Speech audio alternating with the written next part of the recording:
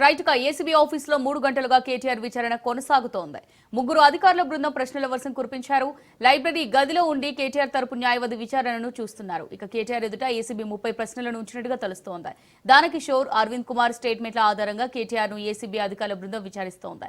ఒప్పందాలు, లావాదేవీలపై ఏసీబీ ప్రశ్నిస్తోంది. ఎఫ్ఈఓకి 55 కోట్ల బదిలీపై ఏసీబీ ఆరా తీస్తున్నట్టుగా తెలుస్తోంది. ఒప్పందాల్లో మున్సిపల్, హెచ్ఎండీ అధికారుల పాత్ర ఎంత ఉందనే దానిపై ఆరా తీయగా అప్రూవల్ లేకుండా విదేశీ సంస్థకు నిధులు విడుదల చేయాలని అధికారులను ఎందుకు ఆదేశించారని ఏసీబీ కేటీఆర్ ను అడిగినట్టుగా తెలుస్తోంది. బిజినెస్ రూల్స్ ఉల్లంఘన, హెచ్ఎండీఏ నిధుల దుర్వినియోగం, ఆర్బీఐ అనుమతి లేకుండా చెల్లింపులపై ఏసీబీ ప్రశ్నల వర్షం కురిపిస్తున్నట్టుగా తెలుస్తోంది.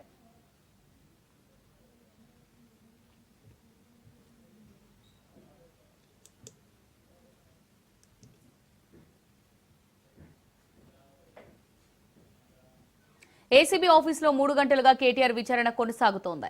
ముగ్గురు అధికారుల బృందం ప్రశ్నల వర్షం కురిపించింది. లైబ్రరీ గదిలో ఉండి కేటీఆర్ తరపు న్యాయవాది విచారణను చూస్తున్నారు. ఇక కేటీఆర్ ఎదుట ఏసీబీ 30 ప్రశ్నలు ఉంచినట్టుగా తెలుస్తోంది. దానకిషోర్, అరవింద్ కుమార్ స్టేట్మెంట్ల ఆధారంగా కేటీఆర్ ను ఏసీబీ అధికారుల బృందం విచారిస్తోంది. ఒప్పందాలు, లావాదేవీలపై ఏసీబీ ప్రశ్నిస్తోంది. ఎఫ్ఈఓకి 55 కోట్ల బదిలీపై ఏసీబీ ఆరా తీస్తున్నట్టుగా తెలుస్తోంది. ఒప్పందాల్లో మున్సిపల్, హెచ్ఎండీ అధికారుల పాత్ర ఎంత ఉందనే దానిపై ఆరా తీయగా అప్రూవల్ లేకుండా విదేశీ సంస్థకు నిధులు విడుదల చేయాలని అధికారులను ఎందుకు ఆదేశించారని ఏసీబీ కేటీఆర్ ను అడిగినట్టుగా తెలుస్తోంది. బిజినెస్ రూల్స్ ఉల్లంఘన, హెచ్ఎండీఏ నిధుల దుర్వినియోగం, ఆర్బీఐ అనుమతి లేకుండా చెల్లింపులపై ఏసీబీ ప్రశ్నల వర్షం కురిపిస్తున్నట్టుగా తెలుస్తోంది.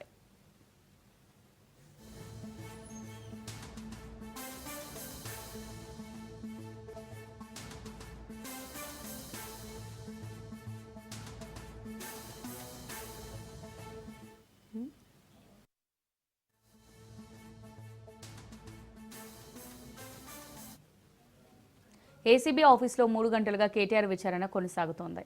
ముగ్గురు అధికారుల బృందం ప్రశ్నల వర్షం కురిపించారు. లైబ్రరీ గదిలో ఉండి కేటీఆర్ తరపు న్యాయవాది విచారణను చూస్తున్నారు. ఇక కేటీఆర్ ఎదుట ఏసీబీ 30 ప్రశ్నలను ఉంచినట్టుగా తెలుస్తుంది. దానకిషోర్, అరవింద్ కుమార్ స్టేట్మెంట్ల ఆధారంగా కేటీఆర్ ను ఏసీబీ అధికారుల బృందం విచారిస్తోంది. ఒప్పందాలు, లావాదేవీలపై ఏసీబీ ప్రశ్నిస్తోంది. ఎఫ్ఈఓకి 55 కోట్ల బదిలీపై ఏసీబీ ఆరా తీస్తున్నట్టుగా తెలుస్తోంది. ఒప్పందాల్లో మున్సిపల్, హెచ్ఎండీఏ అధికారుల పాత్ర ఎంత ఉందనే దానిపై ఆరా తీయగా అప్రూవల్ లేకుండా విదేశీ సంస్థకు నిధులు విడుదల చేయాలని అధికారులను ఎందుకు ఆదేశించారని ఏసీబీ కేటీఆర్ ను అడిగినట్టుగా తెలుస్తోంది. బిజినెస్ రూల్స్ ఉల్లంఘన, హెచ్ఎండీఏ నిధుల దుర్వినియోగం, ఆర్బీఐ అనుమతి లేకుండా చెల్లింపులపై ఏసీబీ ప్రశ్నల వర్షం కురిపిస్తున్నట్టుగా తెలుస్తోంది.